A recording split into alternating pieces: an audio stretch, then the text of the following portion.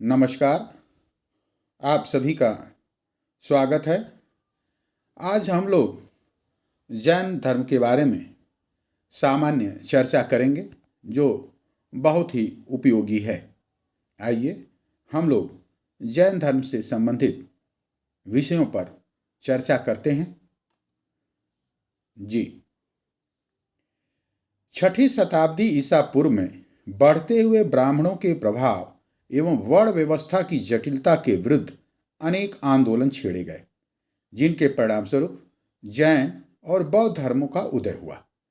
जैन धर्म में कुल 24 तीर्थंकरों के होने की बात कही गई है, जो इस प्रकार है: ऋषभदेव, अजीतनाथ, सांबनाथ, अभिनंदन, सुमितनाथ, पदम प्रभु, सुपार्श्वनाथ, चंद्र प्रभु, पुष्पदंत, शीतलनाथ, श्रेयांसनाथ, वसुपूज्य, विमलनाथ, अनंतनाथ, धर्मनाथ, पुण्युनाथ, अरसनाथ, मल्लिनाथ, मुनि सुब्रतनाथ, नेमिनाथ, पार्श्वनाथ, महावीर। ऋषभदेव को जैन धर्म के संस्थापक, प्रवर्तक एवं पहले तीर्थंकर के रूप में जाना जाता है। यानी जो ऋषभदेव जी हैं हमारे, ये जैन धर्म के संस्थापक हैं, प्रवर्तक हैं और पहले तीर्थंकर हैं। यानी कुल 24 तीर्थंकर की बात यहाँ की गई है। जी, आगे चलते हम लोग। जैन धर्म के 23वें एवं प्रथम ऐतिहासिक तीर्थंकर, ये पार्श्वनाथ जी की बात हो रही है। पार्श्वनाथ जी जैन धर्म के 23वें एवं प्रथम ऐतिहासिक तीर्थंकर हैं। इन्होंने जैन धर्म को सुनियोजित, सुव्यवस्थित कर उसके ज्ञान एवं दर्शन के तत्व के वास्तविक प्रवर्तन का श्रेय प्राप्त किया। 30 वर्ष की अवस्था में पार्श्वनाथ ने घर त्याग कर संवेद पर्वत पर कठोर तपस्या की। 84वें दिन इन्होंने कैवल्य की प्राप्ति की। इन्होंने करीब 70 वर्ष तक साकेत, राजगृह, हस्तिनापुर, कौशाम्बी, श्रावस्ती में धर्म का प्रचार किया। पार्श्वनाथ को महावीर स्वामी से करीब 250 वर्ष पूर्व निर्वाण प्राप्त हुआ था। इनके अनुयायियों की संख्या करीब 16,000 श्रमणों एवं 38,000 श्रमिकों की है। इनके अनुयायियों को निर्ग्रंथ कहा गया है। पार्श्वनाथ ने 4 महाव्रतों का प्रतिपादन किया, जो इस प्रकार है: अहिंसा, सत्य, अपरिग्रह और अस्तेय। 4 महाव्रत पार्श्वनाथ जी ने प्रतिपादित किया, जिसका नाम है अहिंसा, सत्य, अपरिग्रह, अस्तेय। 4। इसमें सर्वाधिक जो महत्वपूर्ण जो महाव्रत है वह है अहिंसा। इस पर ज्यादा जोर दिया गया। पार्श्वनाथ जी ने काया क्लेश एवं तपस्या से मोक्ष की प्राप्ति की। इन्होंने भिक्षुओं को श्वेत वस्त्र पहनने का आदेश दिया। केसी पार्श्वनाथ के प्रमुख समर्थकों में से थे। केसी। आगे हम लोग चर्चा करते हैं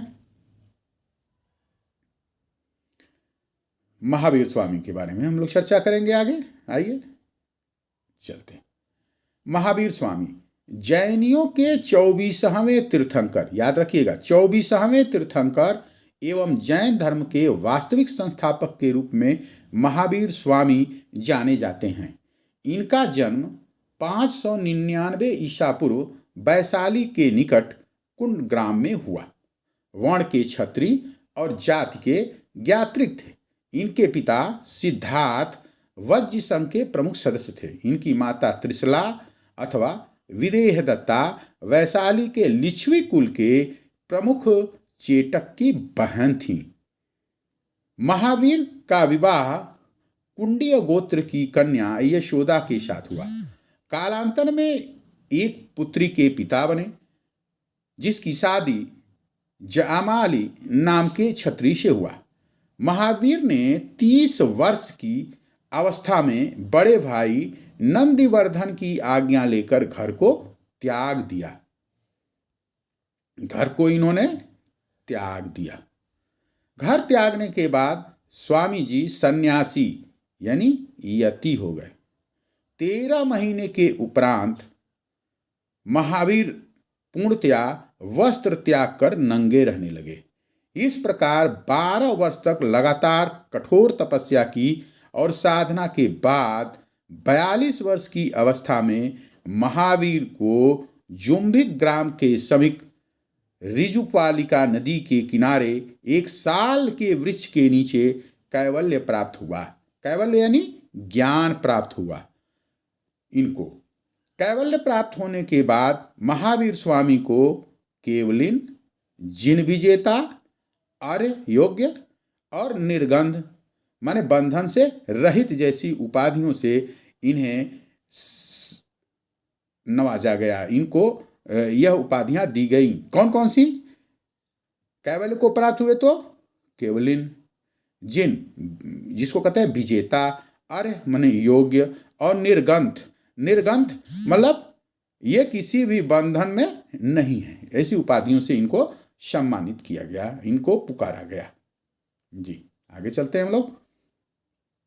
ज्ञान प्राप्त के उपरांत महावीर स्वामी ने चंपा, वैशाली, मिथिला, राजगृह, श्रावस्ती, अंग, कौशल, विदर्भ, मगध आदि स्थानों का भ्रमण कर जैन मत का प्रचार प्रसार किया।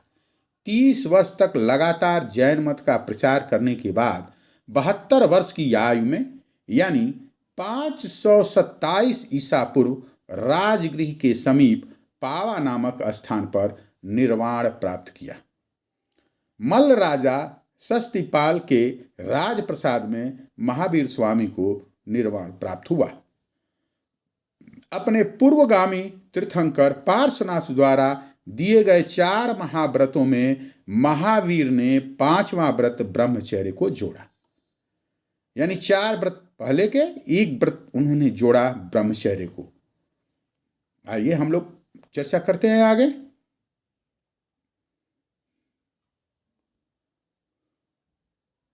जी जैन धर्म के 5 महाव्रत वो कौन कौन से हैं? पहला अहिंसा, दूसरा क्या है? सत्य व अमृषा, तीसरा क्या है? अपरिग्रह, चौथा क्या है? अस्तेय, पांचवा क्या है? ब्रह्मचर्य। अहिंसा सभी प्रकार की मानसिक, वाचिक एवं कायिक हिंसा से बचने की बात की गई है। इसमें यह जैन धर्म का सर्वाधिक महत्वपूर्ण व्रत है। सत्य और अमृषा, इसमें सदा सत्य और मधुर बोलने की बात कही गई है। अपरिग्रह, अपरिग्रह इसमें सब प्रकार की संपत्ति अर्जन से बचने की बात कही गई है। अस्तेय, इसमें अनुमति के बिना किसी दूसरे की संपत्ति ग्रहण करने से बचने की बात कही गई है। पांचवा है ब्रह्मचर्य, इसमें भिक्षुओं को पूर्ण ब्रह्मचर्य व्रत पालन करने की बात कही गई है। चलिए हम लोग आगे चर्चा करते हैं। जैन धर्म में त्रिरत्नों के पालन की भी बात कही गई है। जैन धर्म में पूर्व जन्म के कर्मफल को समाप्त करने और इस जन्म के कर्मफल से बचने के लिए त्रिरत्नों के पालन की बात कही गई है। त्रिरत्न का पालन किस लिए करना है? क्योंकि पूर्व जन्म के कर्मफल को समाप्त करने और इस जन्म के कर्मफल से बचने के लिए त्रिरत्नों का पालन करना है। त्रिरत्न क्या है? सम्यक श्रद्धा, सम्यक ज्ञान और सम्यक आचरण। जैन धर्म में मोक्ष एवं निर्वाण की प्राप्ति के लिए कठिन कठोर तपस्या काया क्लेश की बात कही गई है। काया क्लेश के अंतर्गत उपवास के द्वारा शरीर को त्याग करने का विधान है। मोक्ष या निर्वाण के उपरांत जीवन मरण के चक्र से मुक्त होकर अनंत ज्ञान, अनंत दर्शन, अनंत वीर्य, अनंत सुख को प्राप्त हो जाता है। इसे ही जैन धर्म में अनंत चतुष्टय कहा गया है। अनंत चतुष्टय, अनंत चतुष्टय, अनंत चतुष्टय कहा गया है।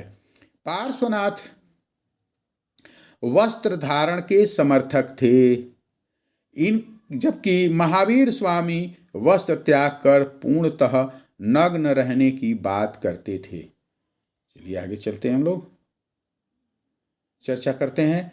इसमें त्रिरत्न सम्यक श्रद्धा, सम्यक ज्ञान, सम्यक आचरण। जब जीवन और मरण के चक्र से मुक्त हो जाता है, अनंत सुख को प्राप्त करता है, तो उसे अनंत चतुष्टय कहते हैं। अनंत चतुष्टय 4 यानी क्या है? अनंत ज्ञान, अनंत दर्शन, अनंत वीर्य, अनंत सुख।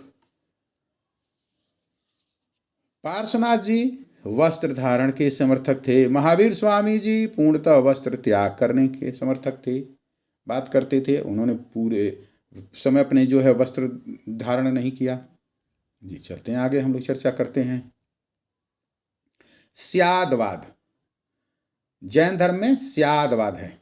इसमें सांसारिक वस्तुओं के विषय में हमारे सभी निर्णय न तो पूर्णतः स्वीकार किए जा सकते हैं और न ही पूर्णतः अस्वीकार किए जा सकते हैं। यानी कोई चीज़ है, नहीं है, उस पर विचार है, हो भी सकती है, नहीं भी हो सकती है। इस तरह की बातें इसमें की गई हैं, तो इस पर हम लोग चर्चा करते हैं। स्यादवाद, इसमें सांसारिक वस्तुओं के विषय में हमारे सभी निर्णय न तो पूर्णतः स्वीकार किए जा सकते हैं और न ही पूर्णतः अस्वीकार किए जा सकते हैं। ये स्यादवाद के में जो ये 7 संख्याएं दी गई हैं, जिनके आधार पर यह निर्धारण है। क्या है? पहला 1 है, दूसरा क्या है? नहीं है, तीसरा क्या है और नहीं है, चौथा क्या है? कहा नहीं जा सकता, पांचवा क्या है? किंतु कहा नहीं जा सकता, छठा क्या? नहीं है और कहा जा सकता है, नहीं है और कहा जा सकता है, सातवां है नहीं है और कहा जा सकता है। 7 संख्याएं, पहली क्या है?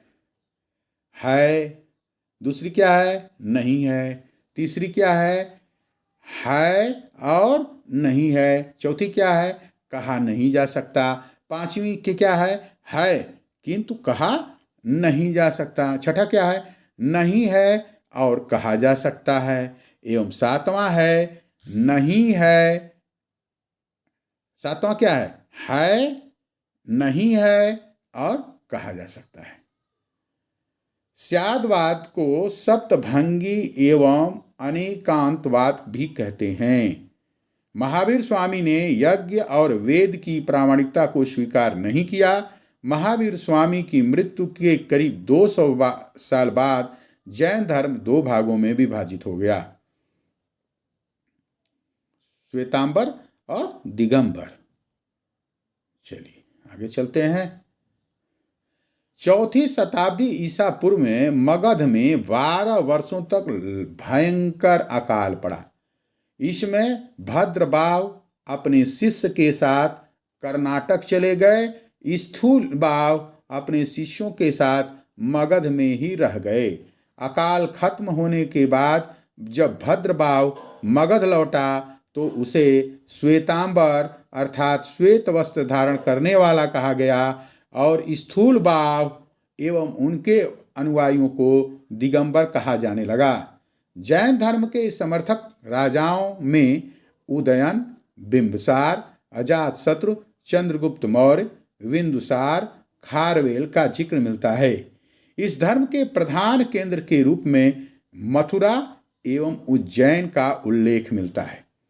जैन मतानुसार नारी को भी आध्यात्मिक क्षमता के विकास के द्वारा निर्वाण प्राप्त करने का अधिकार है।